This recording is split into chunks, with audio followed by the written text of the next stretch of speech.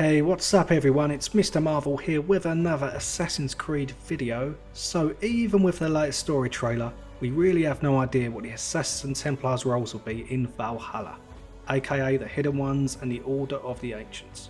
So I thought I'd speculate on how they may impact the game, if at all.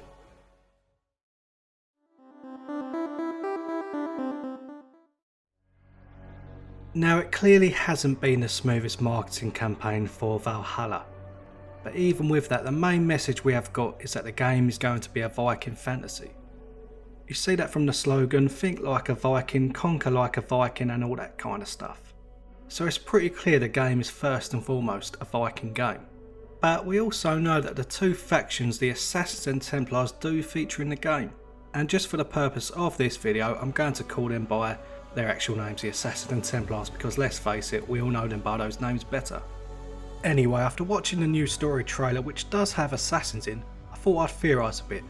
And I'm probably going to be way off the mark here, but hear me out. So it does seem that Einar meets Basim and the assassins early on in the game, as Einar's brother Sigurd meets Basim in Constantinople and returns to Norway with the assassins along with a hidden blade.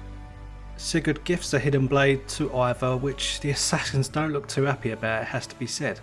So that could cause some conflict between the Vikings and assassins already, who knows. And by the looks of it, they head to England shortly after. We know that King Alfred will be an antagonist in the game, but Darby McDevitt has confirmed that he will not be the main antagonist in the game. He does however appear to be a Templar.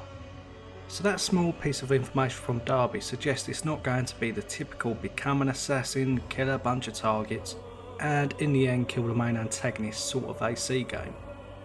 Especially because there seems to be a greater conspiracy by a hidden enemy.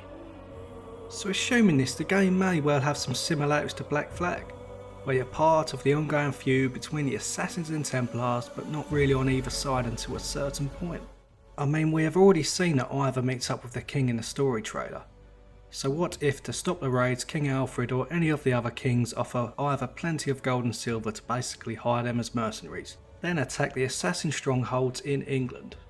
Maybe one of the kingdoms is an assassin stronghold itself. It could be Mercia, it could be East Anglia, who knows. This makes sense to me, as I cannot see every kingdom being ruled by the Templars, surely not. I mean, at the very least there has to be a kingdom with some sort of influence from the assassins.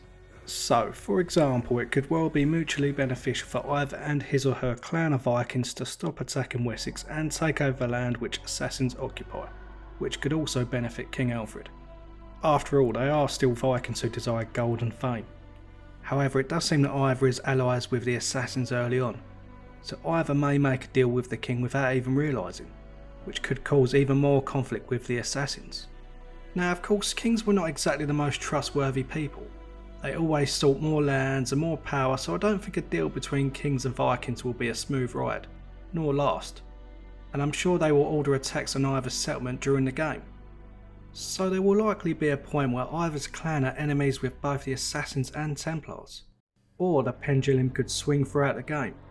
So there could be moments in the game where you help the Assassins and moments in the game where you help the Templars. But with that said, I hope it's not as random as in Odyssey with the Spartans and Athenians. It really needs to make sense in accordance to where you are in the story. So with the assassins, I mentioned earlier that one of the kingdoms could be an assassin stronghold. For me that would make a lot of sense. I can't see them solely in caves and underground hideouts, trying to overthrow every kingdom because they are all run by Templars. That just wouldn't be logical in the Assassin's Creed universe. There has to be some conflict there with the broken kingdoms of England to fit into the AC world. Because if all the kingdoms were run by Templars, they would surely all unite. So the kingdom or kingdoms held by the assassins may well be more orientated around freedom and liberty. I'm not saying they will always be the good guys and saint-like, but Einar may see their ways as the right way, with some persuasion from Basim of course. And Einar could realise this after they attack the assassin's kingdom, which would cause a lot of conflict in Einar. Einar may live to regret his or her decision to attack and raid the Assassin's Kingdom and try and make amends. I would find this a very interesting angle, and maybe Einar is on the side of the Templars longer than Edward was in Black Flag, so we get to see more of that perspective. Now you could argue we saw something like this in Rogue also, but Rogue didn't really expand on this enough for me, and of course we didn't have the Broken Kingdoms of England to consider. Now the following clip from the trailer suggests I could be wrong, as it looks like you're in a hideout with Basim as some sort of mentor. These conquests have given you a home, but there is more to this land, Eivor. A darkness unseen, an unknowable threat. One bound to England's destiny, and to yours. But we have seen it many a times before with clips from trailers subverting expectations. I'm not so sure the main narrative will be meet the assassins, go to England and kill the Templar kings. I certainly hope not anyway. Now as King Alfred is not the main antagonist, I wouldn't even know where to begin in guessing who is.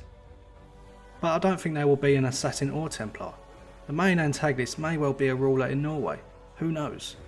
Because something does drive either out of Norway, that we know at least.